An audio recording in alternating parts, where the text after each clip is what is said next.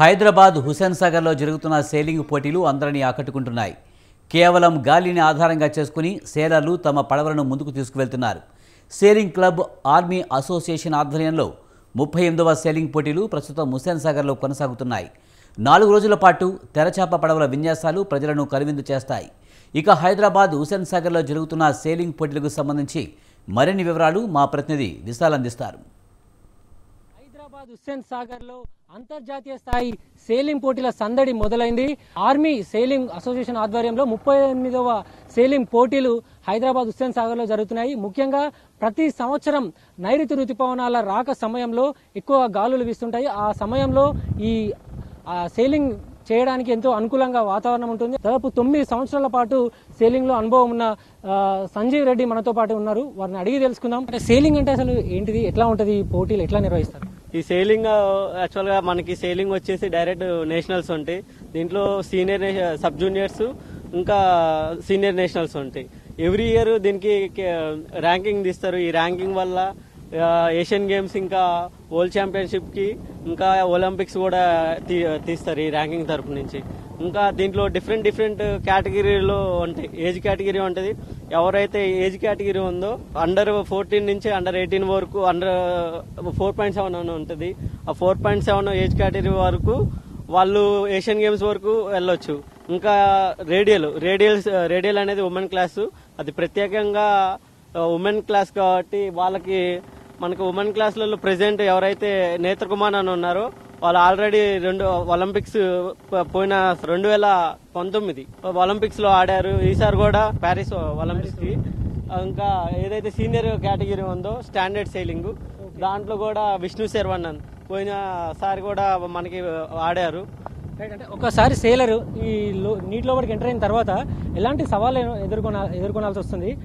ఎట్లా తన గేమ్ గెలవాలంటే ఎట్లా ఏం చేయాల్సి ఉంటుంది? ఒక సేలరు ఫస్ట్ ఆఫ్ ఆల్ ఒక లోపల అనేది ఒక గాలి ఎటు అనుకూలంగా ఉంటుంది అనేది తను అంచనాగా ప్రతిరోజు ఏదైతే శిక్షణ చేస్తాడో దానిని చాలా గేమ్ ఆడేటప్పుడు ప్రదర్శించాలి. ఇంకోటి ఈ విండ్ జడ్జిమెంట్ అనేది కోచెస్ ప్రతిరోజు నేర్పిస్తారనమాట.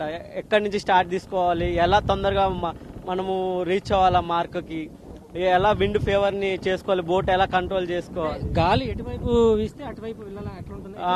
ఇప్పుడు గాలి అనేది ఇది కొంచెం ఫిజిక్స్ కి సంబంధించిన గేమ్. ఎప్పుడైతే మనం గాలికి మనం ఎదురు అయితే పోలేము. గాలికి కొంచెం 45 degrees లోనే సేల్ చేసుకుంటూ పైకి వెళ్ళగలం. ఒకసారి ఎంతమంది పాల్గొంటారు? ఒకసారి పోటీ స్టార్ట్ అయితే లిమిట్ ఏమైనా ఉంటుందా?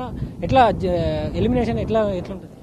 దీంట్లో ఎలిమినేషన్ ఏముండదండి. దీంట్లో లో స్కోరింగ్ పాయింట్ వాళ్ళకి మెడల్ వస్తుంది. అంటే ఇప్పుడు 100 బోట్స్ ఉంటాయి. ప్రతి ఒక్కరు 12 రేసెస్ కంపల్సరీ చేయాల్సిందే. ఈ 12 రేసెస్ లో ఎవరైతే కంపల్సరీ ఫస్ట్ సెకండ్ కంటిన్యూగా ఏదైతే కన్సిస్టెంట్ గా ఫినిష్ చేస్తారో, first race first, second race second, అట్లా ఎవరైతే లోయెస్ట్ స్కోర్ వస్తుందో వాళ్ళని మెడల్ గా ప్రకటిస్తారు. Gold medal, silver, bronze. बोलो सर, आप सेलिंग के बारे में बोलो तो आप क्या बोलते हैं? एमपी से टीम को लेके आए हैं जिसमें सारी क्लासेस में हमने पार्टिसिपेट किया है. सुबह की रेसेस में ज्यादातर काफी शिफ्टी थी रेसेस में और सेलर्स ने काफी स्ट्रेटजी बना के अच्छा फिनिश दिया है. जिसमें एनएसएस के सेलर्स ने इल्का 6 ओपन में 2 फर्स्ट मारे हैं 3 रेसेस में. सो ओवरऑल एनएसएस भोपाल की टीम का अच्छा प्रदर्शन रहा है. आज सेंट्रल गवर्नमेंट का मदद कैसे है ये सेलिंग के ऊपर? सबका ही मदद रहता है. बेसिकली जैसे central government Asian games, Olympics और जब भी वर्ल्ड चैंपियनशिप होता है तो साई के द्वारा और वाईआई द्वारा और नेशनल सेलिंग स्कूल भोपाल द्वारा पूरा का पूरा सपोर्ट किया जाता है.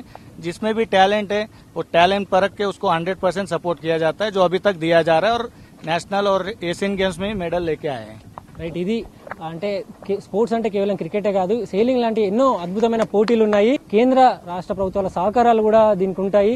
నేషనల్ మెడల్స్ కొడుతున్నారు, ఒలింపిక్స్ మెడల్స్ కూడా సాధించుకొచ్చామని కూడా సీనియర్ సేలింగ్ సంబంధించిన కోచ్లు చెప్తున్నారు. ప్రస్తుతం హుస్సేన్ సాగర్ లో మాత్రం సేలింగ్ స్పోర్ట్స్ ఆటలతోటి మొత్తం అద్భుతమైన విన్యాసాలతోటి సందడిగా మారిపోయింది. కెమెరామెన్ సుధాకర్ తో విశాల్.